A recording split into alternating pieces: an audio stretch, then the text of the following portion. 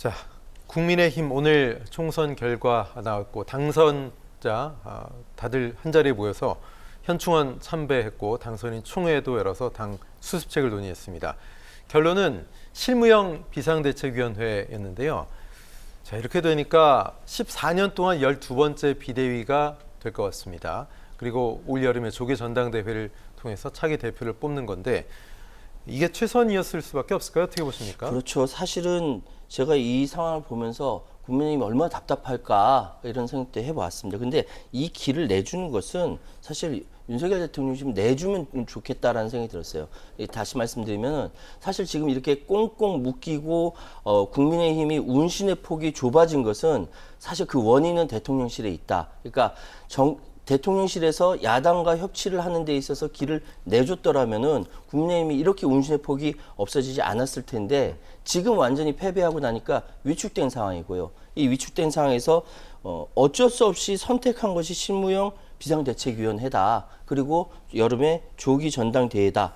라고밖에 해석이 안 됩니다. 네, 윤기찬 변호사님 사실상 지금 뭐 실무형 비대위지만 이건 전준희 성격이다 이렇게 말씀하신 거 제가 들었는데 윤재욱 원내대표가 지금 실무형 비대위 체제 관련돼서 다시 비대위원장을 세우든가 아니면 이분이 계속 끌고 가든가 아직 결론이 안 난 것 같아요. 어떻게 보십니까? 결론이 안 났는데 어쨌든 원내대표가 당대표 권한대행의 네. 지위가 있기 때문에 원내대표가 뭐 새로 선출되는 분이든 아니면 윤재욱 원내대표든 비상대책위원장을 맡는 게 맞다고 보여지고요. 이게 이제 전준희 그 정도 성격이기 때문에 여기서 만약 새로운 비대위원장이 오게 되면 비대위 성격이 변할 수도 있어요. 뭔가 또 다른 혁신형 비대위를 예, 하려고 하고 해보려고 비대위 하는. 또 활동 예. 기간도 늘릴 수도 있는 거고 네네. 하기 때문에 저는 뭐 전당대회 준비용 비대위원이기 때문에 여기서는 뭔가 당의 혁신을 위한 여러 가지 활로 모색을 하는 것은 오히려 안 맞다고 보여지고 새로운 당대표가 그런 혁신을 도모해야 된다 이렇게 생각합니다. 네. 어쨌든 올 여름 조기 전당대회 윤곽이 나온 만큼 또 총선 참패로 당내 위기의식이 고조될 만큼 차기 당권을 둘러싼 각축전이 이제 물밑에서 치열해질 것 같습니다. 우선 살펴볼 여론조사가 있는데요. 자, 국민의힘 차기 당권 적합도 유승민 전 의원 26.3% 갑자기 급부상했죠. 한동훈 전 위원장 20.3%, 안철수 의원, 나경원 당선인 역시 11.6, 11.1 상당히 좀 높은 그런 퍼센테이지입니다. 자, 글쎄요. 이거는 근데 중요한 건 당원들의 의견이 아니고 일단 여론입니다. 예. 여론과 당원들의 의견은 또 다를 텐데 윤기찬 부위원장께 여쭤보겠습니다. 국민들이 저렇게 생각하시는데 또 나름의 이유도 있을 텐데 당내에서는 어떻게 바라볼까요? 저런 여론을. 글쎄요, 일단 유승민 전 의원 같은 경우에는 총선에 대한 책임이 없잖아요. 네. 총선에 대한 책임이 없기 때문에 조금 더 자유로운 상황인 것이고, 다만 이제 저희가 전당대회 그 룰을 보면 100% 당원들이 투표해서 하는 거거든요. 그렇기 때문에 조금 더 다른 거죠. 그러니까요. 그러나 그 룰이 바뀔 여지도 없지 않아 있는 것이고, 예. 또 하나는 저기 언급된 분들이 전당대회에 다 나선다는 보장도 또 없어요. 네. 왜냐하면 이번 전당대회는 임기가 2년이거든요. 그렇다면 대선의 후보자가 나서기에도 좀 애매한 부분이 없잖아 있어요. 그러니까 안철수 의원 같은 분은 뭐 전혀 관심이 없다 뭐 이런 얘기를 하고 왜냐하면 있더라고요. 대선이 2027년도 3월이잖아요. 네. 근데 1년 6개월 전에 당대표를 내려놔야 돼요. 후보자로 뛰게 되면. 네. 그러니까 내년 9월쯤이면 당대표를 내려놔야 되기 때문에 네. 다만 내년도 후년도에 지방선거의 공천권을 행사할 가능성이 커요. 그러니까 지방선거 공천을 통해서 우군을 많이 형성해 놓을 수 있는 계기가 된다. 그러니까 당내 세력을 입지를 그렇죠.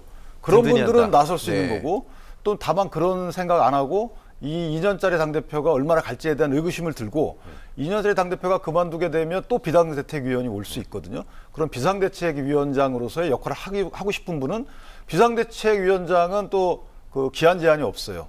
예를 들면 1년 6개월 전에 대표를 내려놔야 된다 이런 기한 제한이 없거든요. 그렇다면 나중에 나설까 지금 나설 거에 대한 고민이 있지 않을까라는 생각이 들어서 비대위원장을 하다가 대선으로 갈 수 있으니까. 바로 갈 수 있습니다. 예. 예. 그러니까 지금 당대표, 당 상황을 녹록하게 보지 않는 분은 이후에 준비를 하실 수도 있고 만약에 잘 될 것이다라고 보시는 분은 지금 해가지고 지방선거의 공천권을 통해서 후보 지분을 늘릴 가능성도 있고 그래서 본인들의 정치 행보에 따른 판단이 아닐까 이렇게 생각합니다. 네, 윤기찬 평론가 어떻게 보십니까? 저분들 뭐 언급된 분들 생각이 다 다를 텐데. 최유한 평론가입니다. 아, 죄송합니다.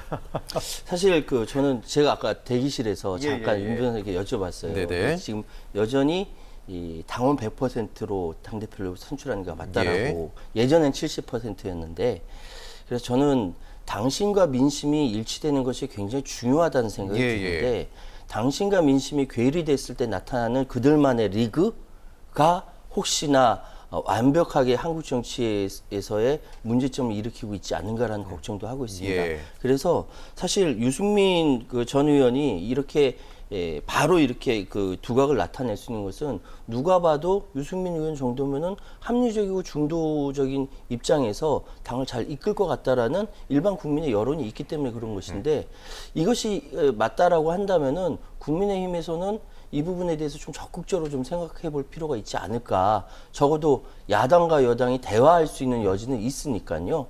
이 부분도 좀 생각해 볼 필요가 있지 않을까 생각합니다. 근데 여당의 다음 차기 대권 주자들이잖아요, 저분들이. 그 여당의 차기 대권 주자로 우뚝 설 수 있는 길은 두 가지입니다.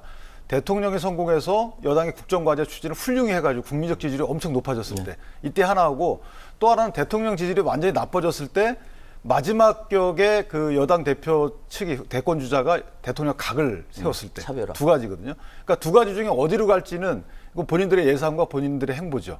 그러니까 어느 쪽으로 선택할지 또는 어느 쪽으로 예상될지는 아마 본인들이 심각한 고민을 하지 않을까 싶습니다. 네, 국민의힘이 총선 패배에 대해서 통렬하게 절감을 하고 전당대회에서 당대표를 뽑는 룰을 좀 바꾸면서 사실 100% 여론으로 당원 여론으로만 하는 것이 요즘 분위기와는 좀 맞지 않는다. 여론조사를 좀 폭을 넓혀야 되겠다. 이렇게 전향적으로 검토할 가능성도 있습니까?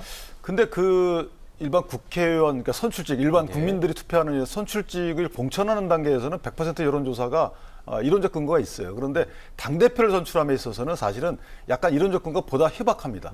당대표는 또 국민의 판단을 물론 받는 거지만 이거 정책을 통해서 받는 것이지 본인들이 새로운 공약을 하고 받는 게 아니거든요. 특히 여당의 경우에는 대통령과 한 쌍일 수밖에 없는 것이고 대통령의 국정 추진을 얼마큼 견제하면서도 효율적으로 또 이걸 돕느냐의 문제잖아요. 그러니까 이것은 국민이 그 뽑느냐 아니면 그 당원이 뽑느냐 갖고 판단할 문제는 아니다. 오히려 어떤 분을 뽑는 것이 더욱 대통령과 협력 관계를 이루어서 국정과제 추진을 성공적으로 이끌어서 다음 정권 창출을 도울 수 있느냐. 여기에 대한 당원들의 평가가 더 객관적일 수가 있어요. 근데 지금 국민의힘이 너무 나이브해요. 지금 굉장히 비상 상황이고 한쪽에서는 이 상황이 믿겨지지 않는다, 정치 싫어진다라고 하는 보수층이 생길 정도로 위기 상황이에요. 지금 상황이 그렇거든요. 대통령으로서 도저히 이 뭐랄까 사람들이 신뢰가 안 간다, 땅에 떨어져서 26.3%입니다. 20%대는 국정이 안 돌아가는 상황이거든요. 이렇게 비상 상황인데 그 룰 이야기하고 있는 것은 좀 나이브하지 않은가라는 생각이 드네요. 저희가 더 절박해요. 네, 알겠습니다. 어쨌든 총선 패배 결과에 대해서 거듭 사과 입장을 대통령이 밝혔는데요. 국정 운영 기조 좀 변화가 있을지 지켜보겠습니다. 두 분과 여기까지 말씀 나누죠. 윤기찬 부위원장님, 최혜한 평론가 고맙습니다. 고맙습니다.